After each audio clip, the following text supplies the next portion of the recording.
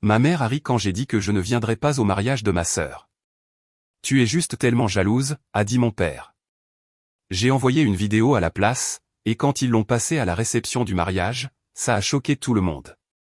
Je m'appelle Erika. J'ai 28 ans et je travaille comme coordinatrice d'événements pour Bright Wealth, une société de planification financière de taille moyenne ici à Louisville.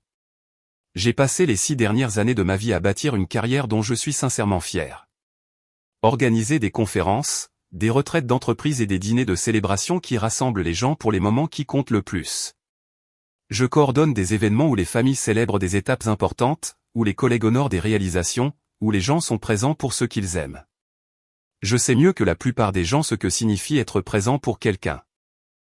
Je sais exactement ce qu'il en coûte quand ils ne sont pas présents pour vous. Ma sœur s'appelle Brooke. Elle a 25 ans, travaille à temps partiel dans une boutique haut de gamme du centre-ville et a toujours été l'enfant chéri de notre famille aussi loin que je me souvienne. Tout ce qu'elle touche semble se transformer en magie aux yeux de mes parents. Chaque accomplissement est célébré comme si elle avait gagné une médaille d'or olympique. Chaque revers est amorti par un soutien et une compréhension sans fin. Lorsqu'elle a annoncé ses fiançailles avec Tyler il y a 3 mois, mes parents ont agi comme si elle avait été couronnée reine. Ils lui ont organisé une fête de fiançailles élaborée à leur country club, l'ont aidé à réserver le lieu le plus cher de Louisville, ont payé sa robe sans sourciller et ont posté à ce sujet constamment sur toutes les plateformes de médias sociaux auxquelles ils pouvaient accéder. Chaque jour apportait une nouvelle photo, une nouvelle mise à jour, une nouvelle célébration de la vie parfaite, du mariage parfait et de l'avenir parfait de Brooke. J'ai souri à travers tout cela, aimant les publications appropriées et laissant les commentaires appropriés, même si ma poitrine se serrait chaque fois que je voyais une autre annonce célébrant son grand jour. Mais il y a 8 mois, je me suis marié moi aussi. Mon mariage était plus petit que ne le serait celui de Brooke, plus intime, mais il était significatif pour moi de toutes les manières possibles. J'ai épousé Owen, un homme gentil et stable qui travaille comme architecte dans un cabinet respecté du centre-ville. Nous étions ensemble depuis 4 ans, construisant une vie et un partenariat qui semblaient solides et réels. Et quand il m'a demandé en mariage lors d'une soirée calme dans notre parc préféré, je me suis senti la femme la plus chanceuse du monde. J'ai envoyé des invitations à ma famille 6 semaines à l'avance, leur donnant amplement le temps de prendre toutes les dispositions nécessaires. J'ai appelé mes parents personnellement pour m'assurer qu'ils connaissaient la date et l'heure, pour confirmer qu'ils avaient reçu leurs invitations, pour répondre à toutes les questions qu'ils auraient pu avoir. J'ai même proposé d'aider pour les arrangements de voyage s'ils avaient besoin d'assistance, bien qu'ils ne vivent qu'à 30 minutes du lieu que j'avais choisi. Personne n'est venu. Pas mes parents, pas ma sœur, pas ma tante ou mon oncle ou mes cousins ou qui que ce soit d'autre de mon côté de la famille. Le jour où j'ai épousé l'homme que j'aimais plus que tout, je me suis tenu à cet hôtel avec la famille d'Owen, remplissant chaque siège de son côté de l'allée et un vide obsédant, dévastateur et humiliant du mien. Ma meilleure amie, Kelsey, était assise seule au premier rang de mon côté, faisant de son mieux absolu pour que cela paraisse moins pathétique en étalant ses affaires et en se déplaçant entre les photos, mais rien ne pouvait cacher la vérité. J'ai souri pendant toute la cérémonie, tenu les mains d'Owen pendant que nous échangions nos vœux, dansé à la réception avec toute la joie que je pouvais rassembler, et prétendu avec chaque once de force que je possédais que mon cœur ne se brisait pas en morceaux de plus en plus petits à chaque regard vers ces chaises vides.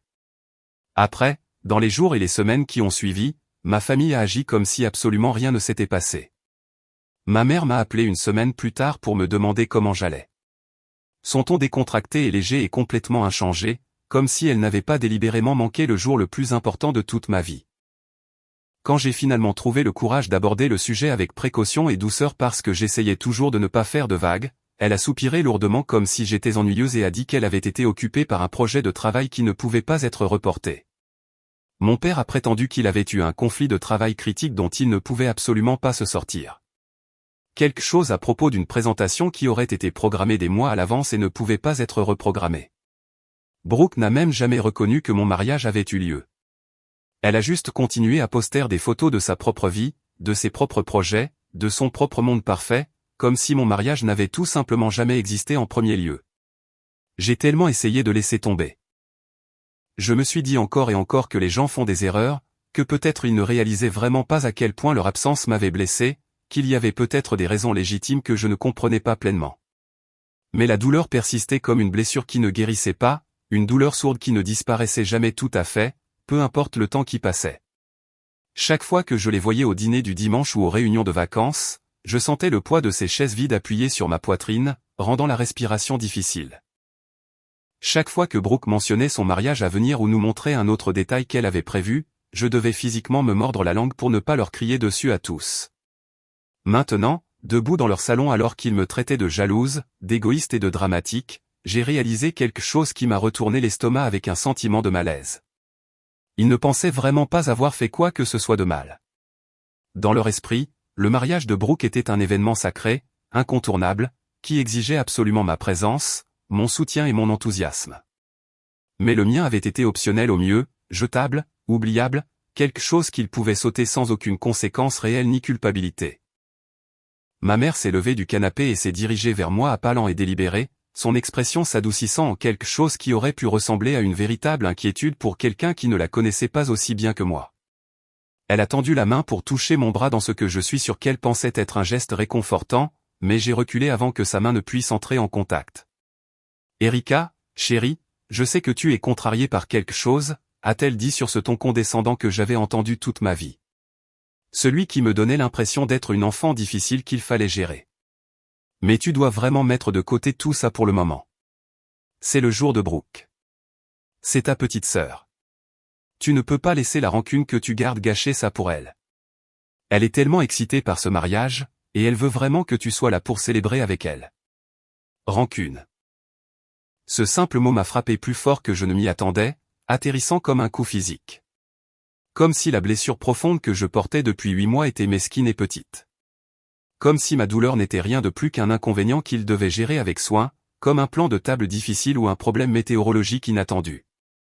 Je n'essaie de rien gâcher pour personne, ai-je dit aussi doucement et calmement que possible, bien que mes mains tremblent à mes côtés. Je ne vais juste pas au mariage, c'est tout. Le visage de mon père a viré à une nuance de rouge encore plus profonde. Cette veine sur sa tempe commençant à battre comme elle le faisait toujours quand il était vraiment en colère. Tu es incroyablement égoïste en ce moment, Erika. As-tu une idée de ce à quoi cela va ressembler pour tout le monde? Qu'est-ce que nous sommes censés dire aux gens quand ils demanderont où tu es? Comment sommes-nous censés expliquer que tu n'as pas daigné te présenter au mariage de ta propre sœur? Dites-leur la vérité, ai-je dit, ma voix devenant plus tranchante malgré mes meilleurs efforts pour rester calme. Dites-leur que j'avais d'autres projets que je ne pouvais pas changer. Le visage de ma mère s'est tordu en quelque chose de froid et dur, quelque chose de lesquels gardait habituellement caché sous son extérieur poli. Tu ramènes toute cette situation à toi, comme tu le fais toujours. Tout doit toujours tourner autour d'Erika et de ses sentiments et de ses problèmes. Tu ne peux pas juste être heureuse pour ta sœur pour une fois dans ta vie. Tu dois transformer ça en une sorte de drame. Je voulais hurler à plein poumon. Je voulais énumérer chaque fois où j'avais été présente pour eux sans poser de questions ni me plaindre. Chaque fête d'anniversaire, réunion de vacances et dîner de famille où j'avais souri et prétendu que tout allait parfaitement bien alors que ce n'était pas le cas. Je voulais leur rappeler chaque récital, remise de diplôme et célébration où j'avais été là avec enthousiasme, où j'avais applaudi et agi comme la fille et la sœur solidaire qu'ils prétendaient toujours vouloir que je sois. Je voulais leur jeter leur hypocrisie au visage. Mais je n'ai rien dit de tout ça. Je les ai juste regardés, ces gens qui étaient censés m'aimer inconditionnellement, et j'ai senti une tristesse profonde et douloureuse s'installer dans ma poitrine comme une pierre lourde. Je n'y vais pas, ai-je dit une dernière fois, ma voix ferme et claire. Puis j'ai tourné les talons et suis sorti de leur maison la tête haute, les laissant là dans leur salon dans un silence stupéfait et furieux. Le trajet de retour a semblé plus long que d'habitude, comme si la distance entre leur maison et la mienne s'était en quelque sorte étirée et étendue. Mes mains tremblaient sur le volant alors que je repassais chaque mot de la conversation dans ma tête encore et encore. Jalouse, égoïste, rancune, drame, ramenaient tout à moi. Leurs mots résonnaient dans mon esprit comme une chanson terrible que je ne pouvais m'arrêter d'entendre. Chacun étant un petit couteau s'enfonçant plus profondément dans des blessures qui n'avaient jamais correctement guéri. Quand je suis enfin entré dans mon allée et franchi ma porte d'entrée, Owen était dans la cuisine en train de préparer le dîner. L'odeur d'ail, d'herbe et de quelque chose de merveilleux remplissait notre petit appartement, et je pouvais l'entendre fredonner sur la musique jouée doucement par le haut-parleur de son téléphone. Il a levé les yeux au moment où je suis entré, et son visage s'est immédiatement adouci d'inquiétude quand il a vu mon expression. « Comment ça s'est passé ?» a-t-il demandé doucement, posant la cuillère en bois qu'il utilisait pour remuer quelque chose sur la cuisinière. J'ai secoué la tête lentement, incapable de trouver les mots juste au début. À peu près aussi bien que je m'y attendais, honnêtement. Il s'est essuyé les mains soigneusement sur un torchon de cuisine et s'est dirigé vers moi, m'attirant dans une étreinte chaude et solide sans dire un mot de plus. Je me suis laissé couler complètement dans sa chaleur et sa présence stable. Si reconnaissante pour cet homme qui ne m'avait jamais fait sentir une seule fois que mes sentiments étaient trop ou déraisonnables. Ils ne comprennent pas, elle chuchotait contre sa poitrine, ma voix étouffée par sa chemise. Ils ne voient vraiment, vraiment pas ce qu'ils m'ont fait. Ils ne comprennent pas pourquoi je suis blessé. Je sais, a-t-il dit doucement, une main frottant des cercles lents et réconfortants sur mon dos. Mais tu ne leur dois rien, Erika.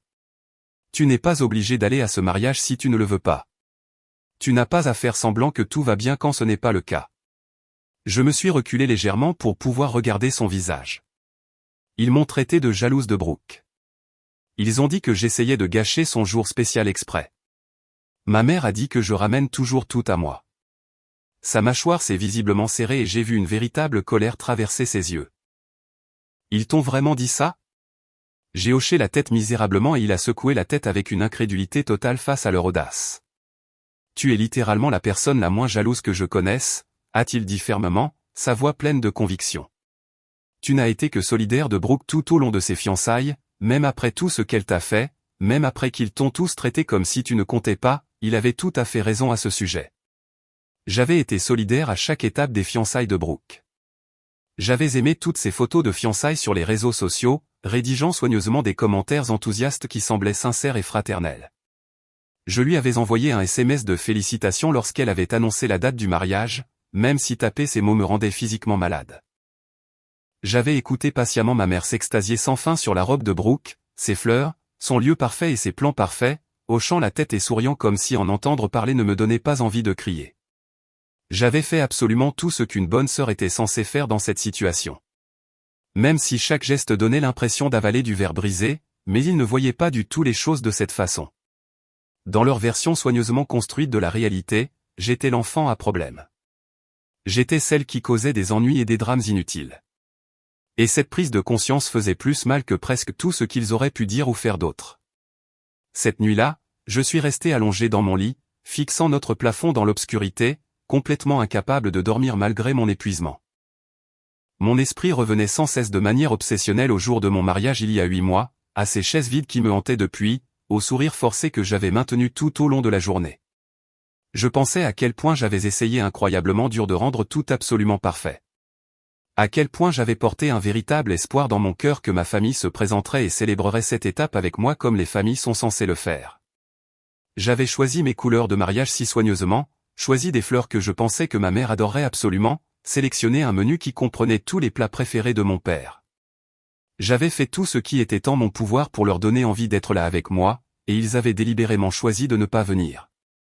Je pensais à ma sœur Brooke il y a 8 mois, environ 3 semaines avant que mon mariage n'ait lieu. J'avais envoyé son invitation dans une belle enveloppe couleur crème avec un lettrage doré délicat, le genre d'invitation élégante qu'elle avait toujours dit vouloir pour son propre mariage un jour. J'avais inclus une note manuscrite sur du papier à lettres coûteux lui disant exactement combien cela signifierait pour moi de l'avoir là. Combien je ne pouvais sincèrement pas imaginer me marier sans ma petite sœur à mes côtés. Je l'avais imaginée debout à côté de moi comme demoiselle d'honneur, peut-être même comme témoin, la façon dont les sœurs sont censées se soutenir mutuellement lors des plus grands moments de la vie. Au lieu de cela, elle l'avait jetée directement à la poubelle. Je le savais parce que je l'avais vu se produire de mes propres yeux. Pas en personne, évidemment, mais sur les images de sécurité de la maison de mes parents auxquelles j'avais encore accès. Ils avaient installé un système de caméras complet il y a environ 1 an après une série de cambriolages dans leur quartier qui les avait rendus nerveux, et j'avais toujours un accès complet au système depuis que je les avais aidés à tout configurer initialement. J'y étais allé un après-midi pour aider mon père à comprendre comment revoir les anciennes images après qu'il a pensé avoir vu quelqu'un de suspect rôder dans leur jardin. Il m'avait donné les informations de connexion et m'avait dit que je pouvais vérifier les caméras à tout moment si jamais j'en avais besoin pour une raison quelconque. J'avais vérifié les images plusieurs semaines après mon mariage, poussé par ce besoin désespéré de comprendre ce qui s'était passé. Je me disais que j'étais probablement paranoïaque et hypersensible, qu'il devait y avoir une explication raisonnable pour laquelle toute ma famille n'avait pas réussi à se présenter. Peut-être que les invitations s'étaient perdues dans le courrier malgré mon suivi minutieux. Peut-être qu'il y avait eu une sorte de terrible malentendu que personne n'avait pris la peine de me mentionner. Peut-être qu'ils avaient eu une sorte d'urgence légitime dont ils étaient tous trop embarrassés pour me parler après coup. Ce que j'ai trouvé sur ces images de sécurité m'a violemment retourné l'estomac et a changé tout ce que je pensais savoir sur ma famille.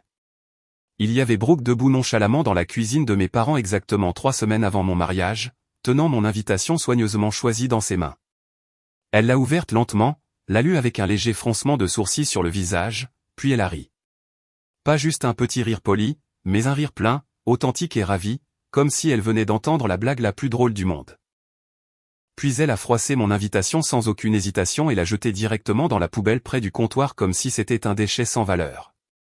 Elle a immédiatement sorti son téléphone et a appelé quelqu'un, sa voix brillante, moqueuse et claire comme du cristal sur l'enregistrement audio alors qu'elle disait des mots que je savais ne jamais pouvoir oublier. Ouais, Erika se marie. Tu peux y croire? Elle ne mérite pas un vrai mariage de toute façon. Pour qui se prend-elle? J'avais sauvegardé ces images immédiatement, les téléchargeant à 3 endroits différents pour être absolument certaine de ne pas les perdre. Je ne savais pas vraiment pourquoi je les avais sauvegardées au moment où je les ai regardées pour la première fois. Peut-être qu'une partie instinctive profonde de moi comprenait que j'aurais besoin de cette preuve un jour. Peut-être que je voulais juste désespérément la preuve que je ne perdais pas la tête. Que la douleur que je ressentais était complètement réelle et entièrement justifiée. Peut-être que j'avais besoin de pouvoir la regarder chaque fois que je commençais à douter de moi-même. Chaque fois que je me demandais si je réagissais peut-être de manière excessive ou si j'étais trop sensible à propos de toute la situation comme mes parents le sous-entendaient toujours. Maintenant, allongé là dans l'obscurité de ma chambre avec Owen dormant paisiblement à côté de moi, j'ai réalisé exactement ce que j'allais faire de ces images. Le lendemain matin, mon téléphone a vibré avec insistance avec un SMS de ma mère. J'ai fixé l'écran pendant un long moment avant de pouvoir me résoudre à l'ouvrir et lire ce qu'elle avait à dire. Nous devons parler sérieusement de ton attitude, Erika. Ton père et moi sommes très déçus de ton comportement hier. S'il te plaît, reconsidère ta présence au mariage. Brooke mérite mieux que ça de la part de sa propre sœur. La famille est tout. Ne jette pas ça pour rien. Pour rien. C'est ce que mon mariage était pour eux. Mon mariage, mon bonheur, ma douleur, tout cela ne représentait absolument rien à leurs yeux. J'ai fixé ce message pendant ce qui a semblé des heures, mon pouce planant avec incertitude sur le clavier alors que j'essayais de décider comment répondre. Une partie de moi voulait désespérément taper tout ce que je ressentais avec des détails douloureux, lui dire exactement pourquoi je n'allais pas à ce mariage et la forcer à comprendre la véritable profondeur de ce qu'ils m'avaient tous fait. Je voulais lui envoyer des captures d'écran de mes photos de mariage montrant ces chaises dévastatrices et vides de mon côté. Je voulais lui demander directement comment elle se serait sentie si j'avais manqué son propre mariage toutes ces années auparavant. Je voulais lui faire ressentir ne serait-ce qu'une infime fraction de la douleur que je portais comme un poids depuis 8 mois entiers. Mais je savais avec une certitude absolue que cela n'aurait aucune importance. Ils avaient déjà décidé que j'étais la méchante dans leur version de cette histoire. Aucune quantité d'explications, de preuves ou d'honnêteté émotionnelle ne changerait jamais leur avis sur ce fait fondamental. Au lieu de déverser mon cœur, j'ai tapé une réponse simple et claire. Je ne viens pas au mariage, mais j'enverrai quelque chose de spécial pour la réception. La réponse de ma mère est revenue presque immédiatement. Qu'est-ce que ça veut dire? Je n'ai pas répondu à sa question. J'ai juste posé mon téléphone sur le comptoir de la cuisine et ouvert mon ordinateur portable avec des mains stables, affichant ces images de sécurité sauvegardées que je gardais exactement pour ce moment. J'ai regardé une fois de plus, le rire cruel et ravi de ma sœur remplissant l'air calme du matin dans mon appartement.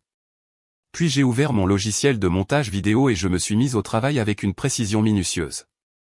Je n'avais besoin de rien d'extraordinaire ou de compliqué. Juste un clip simple et clair qui serait absolument indéniable pour quiconque le regarderait. J'ai coupé les images soigneusement pour commencer juste au moment où Brooke prenait mon invitation et pour finir juste après qu'elle l'ait jeté et passé cet appel moqueur à son ami. Le clip entier durait moins de 2 minutes, mais il était complètement dévastateur dans sa clarté cristalline. Il n'y avait pas de place pour une mauvaise interprétation ou des excuses. J'ai ajouté un simple écran de titre tout au début avec du texte blanc uni sur fond noir qui disait « À ma famille avec amour ». Puis j'ai exporté le fichier dans la plus haute qualité possible et l'ai enregistré avec le nom le plus neutre auquel je pouvais penser, mon message. Quand j'ai enfin terminé, je me suis adossé à ma chaise et j'ai juste fixé l'écran pendant un long moment. Mon cœur battait si fort dans ma poitrine que je pouvais l'entendre dans mes oreilles. Ce mélange sauvage de peur authentique et d'exaltation pure traversant tout mon corps. C'était ça.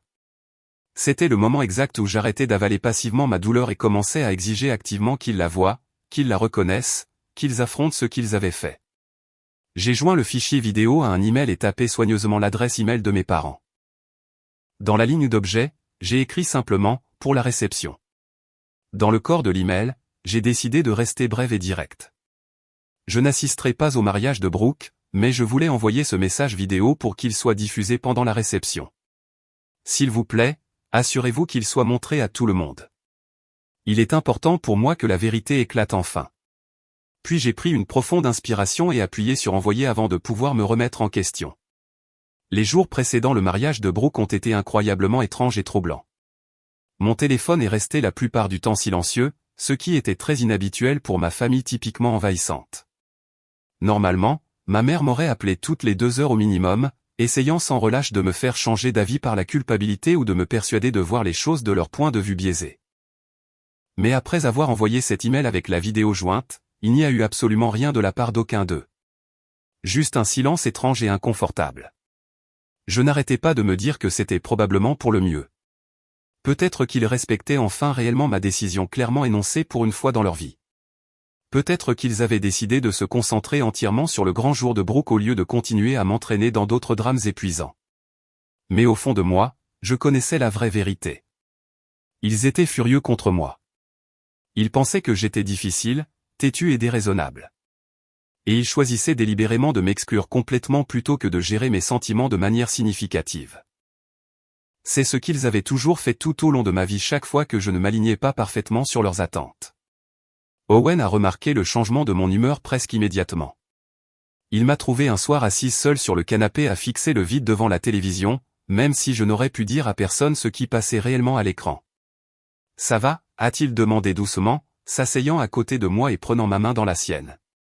J'ai hoché la tête automatiquement, mais je pouvais dire à son expression qu'il ne me croyait pas une seconde. Owen avait toujours été capable de me lire mieux que quiconque dans toute ma vie. « Tu peux toujours changer d'avis à propos de tout ça ?» a-t-il dit prudemment.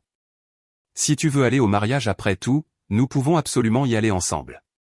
Je serai juste là avec toi tout le temps.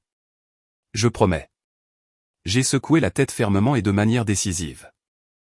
Je ne veux pas y aller. Vraiment pas.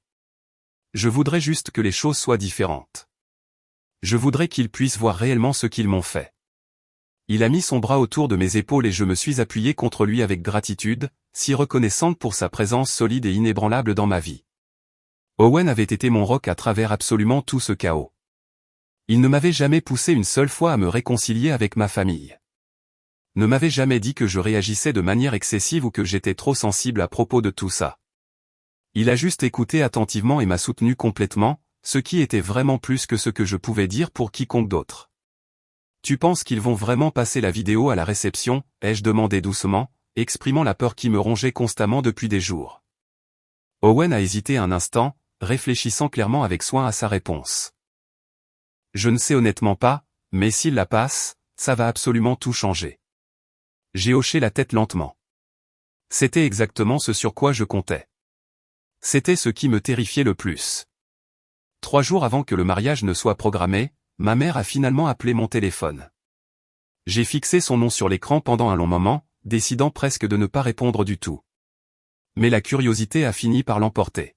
« Allô ?» ai-je répondu en essayant de garder une voix neutre. « Erika. » Sa voix était serrée et contrôlée, comme si elle retenait à peine un tsunami de colère. « Nous devons avoir une conversation sérieuse à propos de cette vidéo que tu nous as envoyée. » Mon cœur a immédiatement sauté un battement. « Quoi à propos d'elle ? Ton père et moi l'avons regardée ce matin. Nous ne comprenons honnêtement pas ce que tu essaies d'accomplir ici. À quoi pensais-tu ? » J'ai froncé les sourcils. Une véritable confusion se mêlant à une vive déception. « Vous l'avez déjà regardée ? Je pensais que c'était censé être pour la réception, pour que tout le monde la voie. Nous voulions nous assurer absolument que c'était un contenu approprié avant de le passer devant 200 invités au mariage de ta sœur, a-t-elle dit, son ton sec et froid. Et franchement, Erika, c'est complètement inacceptable. Tu essaies délibérément d'embarrasser ta sœur le jour de son mariage. Tu essaies de l'humilier devant tous ceux que nous connaissons. Nous n'allons absolument pas passer cette vidéo. Mon estomac a fait un bond écœurant, comme si je venais d'être poussé d'une falaise. Bien sûr, ils l'avaient regardé à l'avance. Bien sûr, ils avaient trouvé un moyen de l'intercepter avant que quiconque d'autre ne puisse voir la vérité. Ils protégeaient Brooke exactement comme ils l'avaient toujours fait toute ma vie. Il ne s'agit pas de l'embarrasser, ai-je dit, ma voix tremblante malgré mes meilleurs efforts absolus pour rester calme et rationnel. Il s'agit de montrer la vérité à tout le monde. Elle a jeté mon invitation de mariage, maman. Elle s'est moquée de moi. Elle a dit que je ne méritais pas un vrai mariage. Et ensuite, aucun de vous n'a même pris la peine de venir. Aucun de vous ne s'est même excusé après. Ma mère a soupiré lourdement, le son dégoulinant de frustration et de quelque chose qui aurait pu être de la culpabilité si je ne la connaissais pas aussi bien. Erika, c'était il y a des mois et des mois. Nous sommes tous passés à autre chose. Pourquoi insistes-tu pour ramener ça sur le tapis maintenant? Pourquoi ne peux-tu pas juste laisser tomber et être heureuse pour ta sœur? Parce que vous n'avez jamais reconnu ce que vous avez fait, ai-je claqué, ma colère débordant enfin malgré mes tentatives de la contenir. Vous ne vous êtes jamais excusé une seule fois. Vous n'avez jamais même admis que vous aviez fait quoi que ce soit de mal. Vous avez juste prétendu que rien ne s'était passé et vous vous attendiez à ce que je fasse exactement la même chose. Vous vous attendiez à ce que je sourie et sois solidaire pendant que vous agissiez tous comme si mon mariage ne comptait même pas. Nous avions nos raisons légitimes de ne pas assister à ton mariage, a-t-elle dit défensivement, sa voix s'élevant légèrement. Ce n'était pas personnel, Erika. Tu transformes ça en quelque chose que ce n'est pas, ça m'a semblé sacrément personnel, maman. Ça a semblé personnel quand je me suis tenu à cet hôtel et que j'ai regardé des chaises vides où ma famille aurait dû être. Ça a semblé personnel quand j'ai dû expliquer au photographe pourquoi il n'y aurait pas de photos de famille de mon côté. Ça a semblé personnel quand Brooke a jeté mon invitation à la poubelle comme si c'était un déchet sans valeur. Il y a eu un long et lourd silence à l'autre bout de la ligne. Je pouvais entendre ma mère respirer. Je pouvais pratiquement l'imaginer debout dans sa cuisine immaculée, essayant désespérément de trouver comment tourner cette situation d'une manière qui les ferait bien paraître et me ferait paraître déraisonnable. Puis elle a parlé à nouveau, sa voix encore plus froide qu'avant, plus définitive et dédaigneuse. Si tu ne veux pas venir au mariage, c'est bien. C'est ton choix à faire. Mais nous ne passerons absolument pas cette vidéo.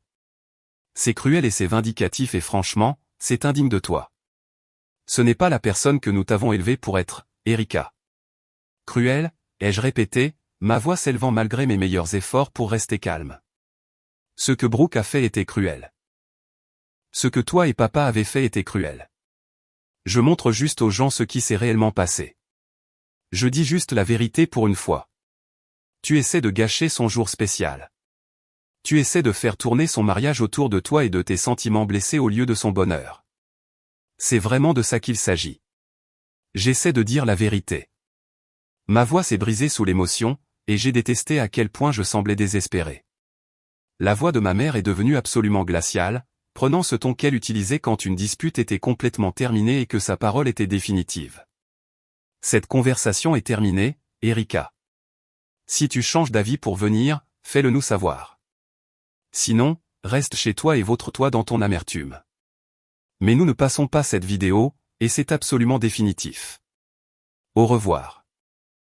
Elle a raccroché brusquement avant que je puisse répondre, me laissant debout dans ma cuisine avec le téléphone toujours pressé contre mon oreille, mon cœur battant la chamade et mes mains tremblant de manière incontrôlable. Je me suis assise lourdement à la table de la cuisine, fixant mon téléphone et repassant toute la conversation dans ma tête encore et encore. Ils n'allaient pas passer la vidéo. Après tout, après toute la douleur qu'ils avaient causée, ils protégeaient toujours Brooke, faisant toujours de moi la méchante dans leur histoire tordue. C'était comme un coup de poing directement dans le ventre, comme si tout l'air avait été violemment chassé de mes poumons. Owen m'a trouvé assise là plusieurs minutes plus tard, des larmes coulant sur mon visage. Il n'a rien dit au début, a juste tiré une chaise et s'est assis à côté de moi, prenant ma main doucement dans la sienne. Qu'est-ce qui s'est passé, a-t-il finalement demandé, sa voix pleine d'inquiétude. Je lui ai absolument tout raconté sur l'appel téléphonique, sur la réaction de ma mère, sur la façon dont ils avaient regardé la vidéo en privé et décidé de ne pas la passer à la réception, sur la façon dont ils pensaient toujours que c'était moi qui avais tort, comment ils avaient réussi d'une manière ou d'une autre à transformer ma douleur en un défaut de caractère. Il a écouté attentivement, son expression s'assombrissant à chaque mot que je prononçais. Quand j'ai finalement terminé, il est resté silencieux un moment, sa mâchoire serrée par une colère à peine contrôlée. Ils ne peuvent pas juste enterrer ça, a-t-il dit finalement, sa voix ferme et déterminée. Ils ne peuvent pas décider de ce qui est vrai et de ce qui ne l'est pas. Ils ne peuvent pas protéger Brooke des conséquences de ce qu'elle a fait. Mais ils l'ont fait, ai-je dit amèrement, essuyant mes yeux. Ils l'ont regardée, et ils l'ont quand même choisie elle plutôt que moi. Ils la choisissent toujours. Owen est resté silencieux un autre moment, réfléchissant clairement à quelque chose. Puis il a dit prudemment, « Et si tu l'envoyais à quelqu'un d'autre ?» J'ai levé les yeux vers lui, confus et épuisé. « Qu'est-ce que tu veux dire ? Tes parents ne sont pas les seuls à avoir accès à la réception, » a-t-il dit, sa voix devenant plus confiante. Qu'en est-il du lieu lui-même, ou du DJ ? Quelqu'un qui pourrait la passer sans qu'il le sache à l'avance. Quelqu'un qui ne demanderait pas la permission d'abord. J'ai cligné des yeux lentement, l'idée prenant forme dans mon esprit comme des pièces d'un puzzle s'emboîtant enfin. C'était risqué. C'était audacieux. C'était exactement le genre de chose qui ferait que ma famille me détesterait pour toujours. Mais peut-être que j'étais enfin d'accord avec ça. Je ne sais pas, ai-je dit avec hésitation. Ça donne l'impression de franchir une ligne sérieuse. Ça donne l'impression que j'essaie vraiment de gâcher son mariage. Ils ont franchi la ligne en premier, a dit Owen fermement, sa main serrant la mienne. Tu as tout à fait le droit de te défendre. Tu as tout à fait le droit de montrer la vérité aux gens. Ils ont gâché ton mariage, Erika. Ils ne peuvent pas prétendre qu'ils ne l'ont pas fait.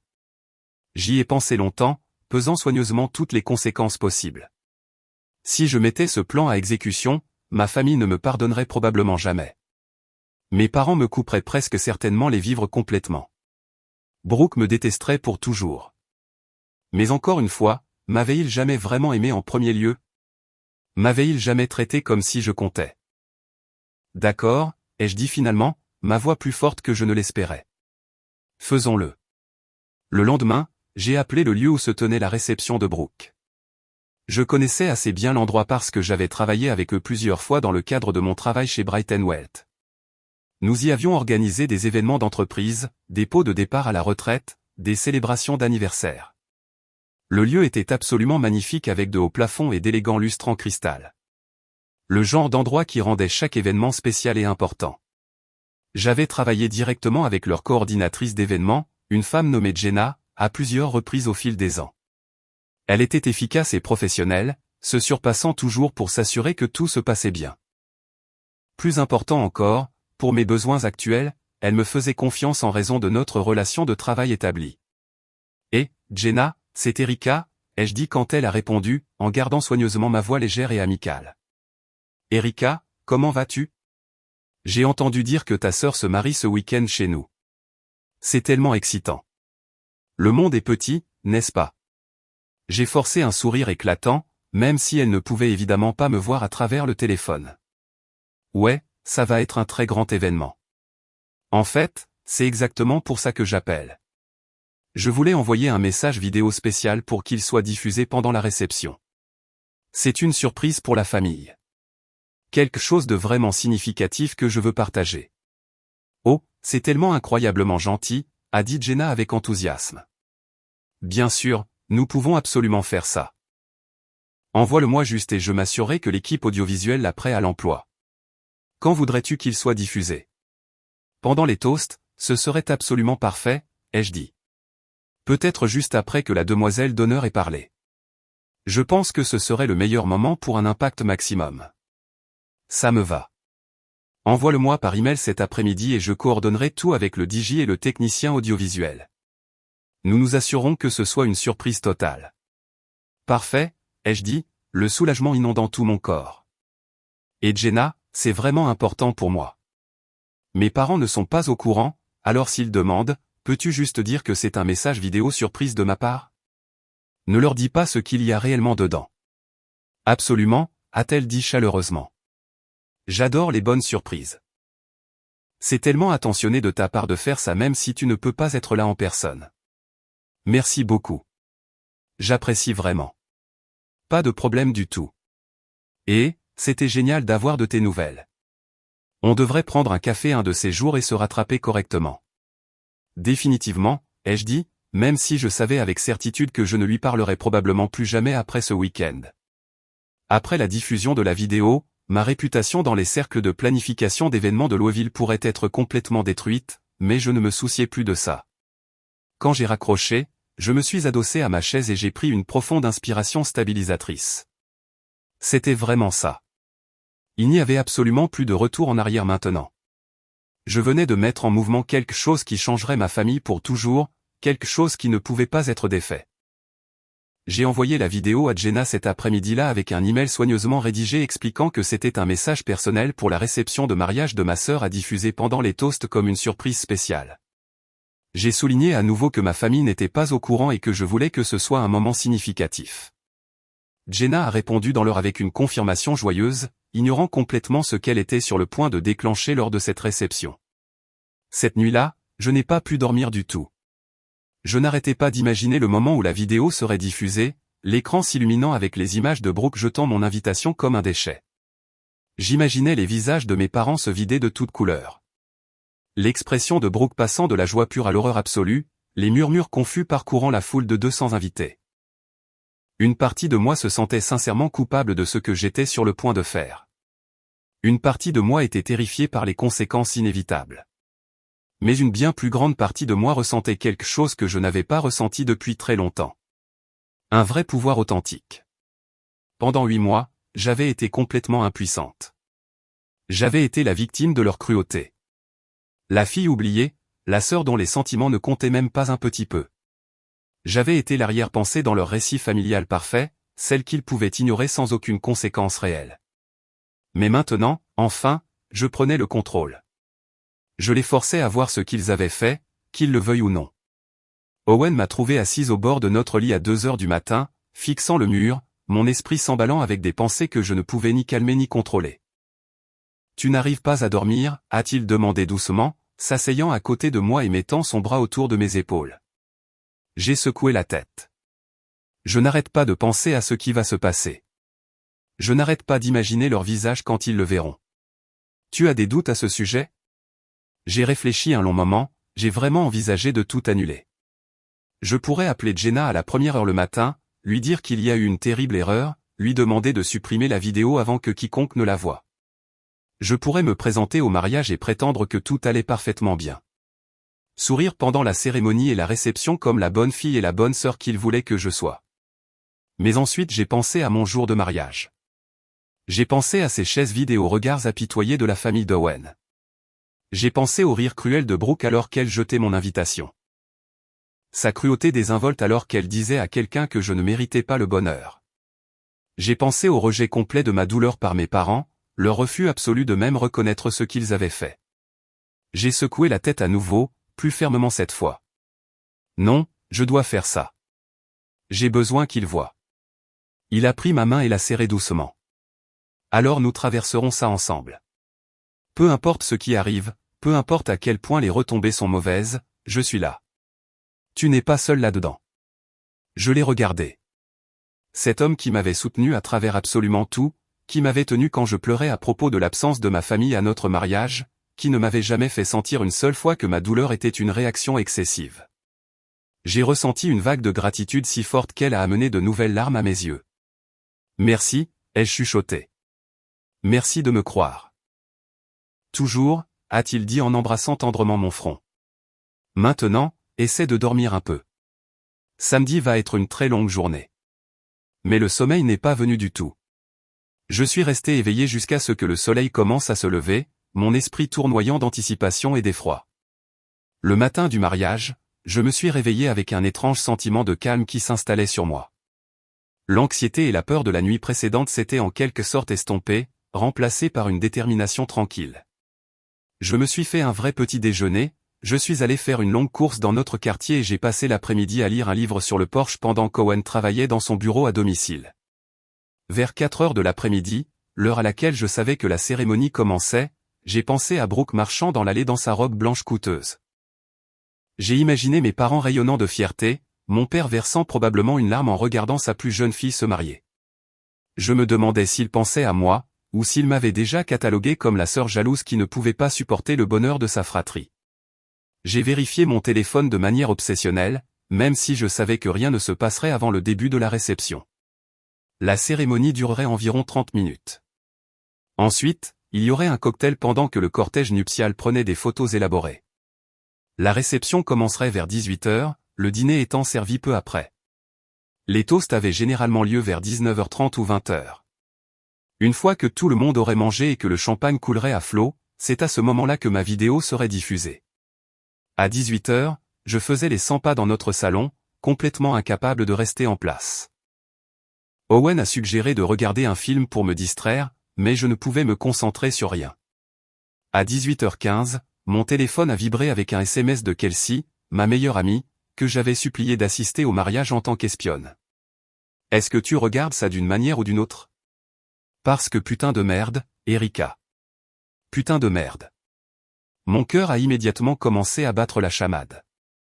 Qu'est-ce qui se passe? Ai-je répondu avec des mains tremblantes. Ta vidéo vient de passer. Tout le monde pète les plombs. Tes parents ont l'air d'avoir vu un fantôme. Brooke pleure. C'est absolument fou. J'ai fixé l'écran, mes mains tremblant tellement que j'ai failli laisser tomber le téléphone. Ça avait marché. La vidéo était vraiment passée. Et maintenant, la vérité était enfin sortie.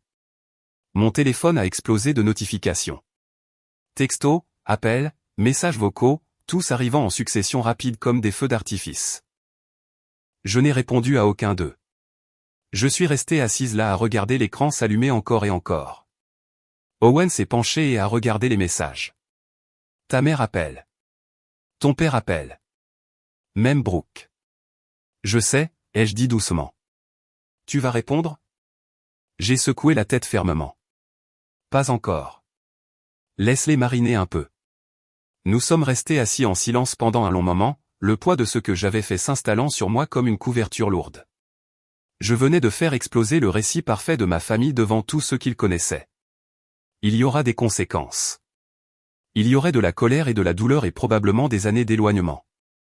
Mais assise là, j'ai réalisé quelque chose de profond. Je ne me sentais pas coupable. Je n'avais pas peur. Je me sentais libre. Vers 20 h, on a frappé fort à la porte. Je me suis figé et Owen m'a lancé un regard interrogateur. Je dois répondre, a-t-il demandé. J'ai hoché la tête lentement, mon cœur battant. Il a marché jusqu'à la porte et a regardé par le Judas, puis s'est tourné vers moi avec une expression sombre. C'est ton père. J'ai pris une profonde inspiration et je me suis levé. Laisse-le entrer. Owen a ouvert la porte et mon père se tenait là, le visage rouge et tordu de rage. À quoi diable pensais-tu? A-t-il crié immédiatement. As-tu une idée de ce que tu viens de faire? J'ai croisé les bras, me forçant à rester calme. J'ai dit la vérité. Tu as humilié ta sœur. Tu as gâché son mariage. Non, ai-je dit fermement. Brooke a gâché mon mariage. J'ai juste fait en sorte que tout le monde le sache. Les mains de mon père se sont serrées en poing. Cette vidéo avait 8 mois. Tu as gardé ça tout ce temps. Je n'essayais pas de la blesser, ai-je dit. J'essayais de vous montrer ce qu'elle m'avait fait. Nous ne t'avons rien fait, a-t-il hurlé. Alors, nous avons manqué ton mariage. Et alors? Ces mots m'ont frappé comme une gifle. Après tout, il ne comprenait toujours pas, sors, ai-je dit doucement. Il a cligné des yeux. Quoi? Sors de ma maison. Si tu ne peux pas voir pourquoi ce que tu as fait était mal, alors je ne veux pas de toi ici. Son visage est devenu encore plus rouge. Tu vas regretter ça, Erika. Tu vas perdre toute ta famille. Peut-être, ai-je dit fermement. Mais au moins j'aurai ma dignité. Il m'a fixé, puis est sorti en trombe, claquant la porte. Je suis restée là, tremblante, alors qu'Owen passait ses bras autour de moi. Ça va? A-t-il demandé doucement. J'ai hoché la tête. Je crois que oui. Au cours des jours suivants, les retombées ont continué. Ma mère a envoyé un long email en colère m'accusant d'être vindicative et cruelle. Brooke a laissé un message vocal en larmes me traitant de sœur horrible. Même la famille élargie a tendu la main, la plupart prenant le parti de mes parents, mais il y en avait quelques-uns qui ne l'ont pas fait. Ma cousine Fiona a appelé pour dire qu'elle comprenait pourquoi je l'avais fait. Kelsey est passée avec du vin, me laissant me défouler. La famille d'Owen a tendu la main pour me rappeler que j'étais aimé. La chose qui m'a le plus surprise a été le nombre de personnes présentes à la réception qui m'ont contacté en privé pour dire qu'elles n'avaient aucune idée de ce que ma famille avait fait. Certains se sont excusés de ne pas avoir été à mon mariage. D'autres ont dit qu'ils avaient perdu le respect pour mes parents. Ce n'était pas une condamnation universelle. C'était compliqué. Certains comprenaient. Certains non. Mais au moins maintenant, ils connaissaient tous la vérité. 2 semaines après le mariage, j'ai reçu un SMS de Brooke. On peut parler? J'ai fixé le message pendant un long moment. Une partie de moi voulait l'ignorer, mais la curiosité a gagné. J'ai répondu par SMS. D'accord. Café demain à 10 h. Le lendemain matin, j'étais assise dans un petit café à attendre. Quand Brooke est entrée, elle avait l'air différente, plus petite. Ses yeux étaient rouges, pas de maquillage. Elle s'est assise en face de moi sans parler. Pourquoi as-tu fait ça, a-t-elle finalement demandé. Parce que tu ne t'es jamais excusé, ai-je dit simplement. Tu as jeté mon invitation et tu t'es moqué de moi. Les larmes ont rempli ses yeux. Je sais. J'ai été horrible. J'étais jalouse. J'ai cligné des yeux. Jalouse de quoi? De toi, a-t-elle dit. Tu as toujours eu ta vie en ordre. Quand tu t'es fiancé, j'ai eu l'impression que tu me laissais derrière. Une partie de moi voulait de la sympathie, mais j'étais toujours en colère. Ça n'excuse pas ce que tu as fait, ai-je dit. Je sais, a-t-elle dit. Je ne cherche pas d'excuses. Je voulais juste que tu saches que je suis désolé. Je l'ai regardé et j'ai senti quelque chose changer. Pas encore le pardon, mais la compréhension. Merci, ai-je dit. J'apprécie ça. Nous sommes restés assis en silence. Puis Brooke s'est levée. J'espère qu'un jour nous pourrons être proches à nouveau, a-t-elle dit. Peut-être, ai-je dit. Mais ça va prendre du temps. Elle a hoché la tête et est partie.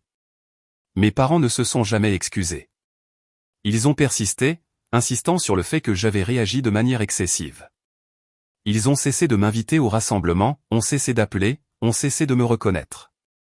Ça a fait mal, mais pas autant que je le pensais. J'avais passé tellement de temps à essayer de gagner leur approbation. Maintenant, je réalisais que je n'en avais pas besoin. J'avais Owen, Kelsey, une vie dont j'étais fier, et c'était suffisant. Le mariage de Brooke n'a pas duré. Ils se sont séparés moins d'1 an plus tard. J'ai entendu dire que la vidéo avait causé un fossé que Tyler n'avait pas pu surmonter. Une partie de moi se sentait mal, mais une autre partie pensait que c'était juste. Les actions ont des conséquences. Quant à moi, je me suis jeté dans le travail, obtenant une promotion au poste de coordinatrice d'événements seniors chez Bright Wealth.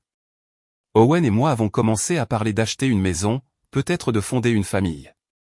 La vie avançait et je me sentais plus légère que je ne l'avais été depuis des années. Un soir, environ 1 an après le mariage, je nettoyais mes emails et j'ai trouvé le fichier vidéo original. Je l'ai fixé, me souvenant de la colère et de la douleur qui m'avaient poussé à le créer. Owen m'a trouvé devant l'ordinateur. « Qu'est-ce que tu regardes » a-t-il demandé. « La vidéo » ai-je dit doucement. Il a regardé l'écran, puis moi. « Tu regrettes » J'ai réfléchi un instant, puis j'ai secoué la tête. « Non, mais je suis prête à passer à autre chose. » Il a souri et a embrassé mon front. « Alors passe à autre chose. » J'ai supprimé le fichier. Il était temps de se concentrer sur l'avenir, sur les gens qui s'en souciaient vraiment. Quelques mois plus tard, j'ai reçu une lettre de ma mère. « Chère Erika, commençait-elle. Ton père et moi avons réfléchi. Nous réalisons que nous n'avons pas bien géré les choses après ton mariage. Nous aurions dû être là, et nous sommes désolés. Nous espérons qu'un jour nous pourrons reconstruire. Amour, maman. » Je l'ai lu 3 fois. Ce n'était pas l'excuse que j'avais voulu. C'était vague, sans engagement, mais c'était quelque chose. Je l'ai montré à Owen. « Qu'est-ce que tu vas faire ?» Je ne sais pas encore, ai-je dit honnêtement. Il a hoché la tête. « Prends ton temps. Quoi que tu décides, je te soutiens. » J'ai mis la lettre dans un tiroir, pas prête à répondre, mais pas prête à la jeter. 2 ans après la vidéo, ma famille s'était fracturée de façon permanente. Mes parents me parlaient rarement. Brooke avait déménagé après son divorce, recommençant à zéro. J'ai entendu dire qu'elle allait mieux. J'étais heureuse pour elle, même si nous n'étions pas proches. Quant à moi, j'avais trouvé la paix. Owen et moi avons acheté une maison avec un grand jardin. Nous parlions d'enfants, de notre avenir. Pour la première fois depuis longtemps, je me sentais vraiment heureuse. En y repensant, j'ai réalisé que la vidéo n'était pas seulement une vengeance. Il s'agissait de reprendre ma voix, de refuser que ma douleur soit rejetée. Ma famille avait essayé d'effacer ce qu'ils avaient fait, mais j'avais refusé de laisser cela se produire. Je les avais forcés à voir la vérité, même si cela signifiait brûler des ponts. 3 ans plus tard, j'ai finalement répondu à la lettre de ma mère. J'ai reconnu leurs excuses, mais j'ai été clair sur ce dont j'avais besoin. J'ai expliqué que je ne pouvais pas avoir de relation s'ils continuaient à ignorer ma douleur. Si nous devions reconstruire, cela devait être sur l'honnêteté et le respect. 2 semaines plus tard, ma mère a appelé. « Erika » a-t-elle dit doucement. « J'ai reçu ta lettre. Tu as raison. Nous devons assumer nos responsabilités. » J'étais choqué. « Vraiment ? Vraiment » a-t-elle dit. « Nous avons suivi une thérapie. Nous voyons maintenant que nous t'avons traité injustement. Nous avons parlé pendant 1 heure. » Elle a posé des questions sur ma vie. Elle m'a parlé de la thérapie, à quel point cela avait été difficile. Elle a admis que la vidéo les avait forcés à affronter des choses qu'ils avaient évitées. « J'étais tellement en colère contre toi » a-t-elle dit. « Mais j'ai réalisé que tu l'avais fait parce que nous n'écoutions pas, je ne voulais pas blesser Brooke, ai-je dit. Je voulais juste que vous compreniez. »« Je le sais maintenant » a-t-elle dit. Au cours des mois suivants, nous avons lentement reconstruit notre relation. Mon père s'est excusé. Ma mère a admis qu'elle avait eu peur de reconnaître leur favoritisme. C'était un travail douloureux, mais curatif. Brooke et moi sommes restés distantes. Peut-être qu'un jour nous nous réconcilierions, mais pour l'instant, la distance semblait plus saine. Maintenant, 5 ans après la vidéo, je me tenais dans notre jardin en regardant Owen jouer avec notre chien, Charlie. Nous parlions d'enfants. « Et si je ne suis pas une bonne mère » avais-je demandé. « Tu ne répéteras pas leurs erreurs » a dit Owen. « Tu sais à quoi elles ressemblent. » En regardant la lumière du soir, j'ai pensé à tout. La douleur d'être négligé. Les chaises vides, le courage d'envoyer cette vidéo, la guérison. Mes parents avaient perdu des années avec moi, endommagé leur réputation, affronté qui ils avaient été. Le mariage de Brooke s'était terminé en partie à cause de sa cruauté. Ils avaient tous payé un prix, mais plus important encore, j'ai pensé à mon parcours. Comment j'étais passé de la recherche désespérée d'approbation à la connaissance de ma valeur. Comment j'avais construit une vie remplie d'amour véritable. La vengeance n'était pas de détruire ma famille. C'était de les forcer à voir la vérité. Et je m'étais libéré du besoin de leur validation. Avec le recul, la vidéo avait été un tournant. Elle m'a coûté des relations, causé de la douleur, mais elle m'a donné quelque chose d'inestimable. Le pouvoir de dire ma vérité, de refuser le silence, d'exiger la reconnaissance. Si je devais le refaire, j'enverrais quand même cette vidéo. Parce que certaines vérités doivent être dites, même quand elles sont laides. Parce que parfois, il faut brûler l'ancien pour construire quelque chose de meilleur. Parce que se choisir soi-même, même si cela signifie perdre les autres, est le choix le plus important. Alors que je me tenais dans mon jardin dans la vie que j'avais construite, j'ai ressenti quelque chose que je n'avais pas ressenti depuis des années. La paix. Pas une paix forcée, mais une vraie paix provenant d'une vie authentique. D'être entouré de gens qui vous aiment vraiment. De savoir que vous avez la force de vous défendre. Et j'ai réalisé que c'était la meilleure vengeance de toutes.